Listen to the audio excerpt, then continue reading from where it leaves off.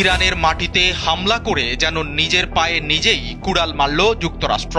আহত পাক যেমন শেষ মুহূর্তে ঝাঁপিয়ে পড়ে, তেমনি পাল্টা আঘাতে গর্জে উঠেছে তেহরান। হামলার জবাবে মধ্যপ্রাচ্যে থাকা মার্কিন ঘাঁটিগুলোকে টার্গেট করেছে ইরান। ইতোমধ্যেই ড্রোন ও ক্ষেপণাস্ত্র ছুড়ে সৌদি, কাতার সহ মধ্যপ্রাচ্যের 5 দেশে থাকা মার্কিন ঘাঁটিতে ভয়াবহ হামলা চালানো হয়েছে। 28 ফেব্রুয়ারি ভোরে ইসরায়েল ও যুক্তরাষ্ট্রের বিমান বাহিনী একযোগে ইরানে ক্ষেপণাস্ত্র হামলা চালায়। এরপরই পুরো দস্তুর খেপেছে ইরান।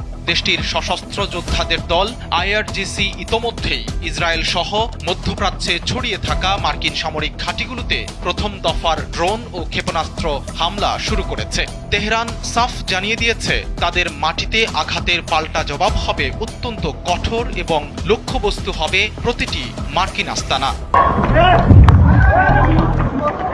ফরাসি সংবাদ সংস্থা ও ইরানের নিজস্ব গণমাধ্যম বলছে, মধ্যপ্রাচ্যের অন্যতম বৃহৎ মার্কিন ঘাঁটি কাতারের আল উদেইদ, কুয়েতের আল সালেম, সংযুক্ত আরব আমিরাতের আল ধাফরা এবং বাহরাইনে অবস্থিত মার্কিন পঞ্চম নৌবহরকে লক্ষ্য করে ইরান বৃষ্টির মতো মিসাইল ছুড়েছে। এই ঘাঁটিগুলো বছরের পর বছর ধরে ওই অঞ্চলে মার্কিন আধিপত্যের প্রতীক হিসেবে কাজ করে আসছিল, যা এখন ধ্বংসের মুখে।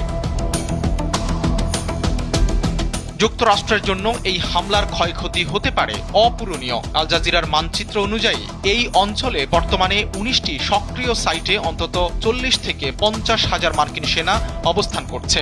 ইরানের নিখুঁত ব্যালিস্টিক ক্ষেপণাস্ত্রগুলো যদি সরাসরি ব্যারাক বা আবাসে আঘাত হানে, তবে দ্বিতীয় বিশ্বযুদ্ধের পর মার্কিন সামরিক ইতিহাসে এটিই হতে পারে সবচেয়ে বড় সৈন্য ক্ষয়ের ঘটনা। বিশেষ করে কাতার ও কুয়েতের মতো ছোট দেশগুলোতে থাকা মার্কিন জনশক্তি এখন আক্ষরিক অর্থেই ডেথ ট্র্যাপ বা মৃত্যু ফাঁদে পরিণত হয়েছে।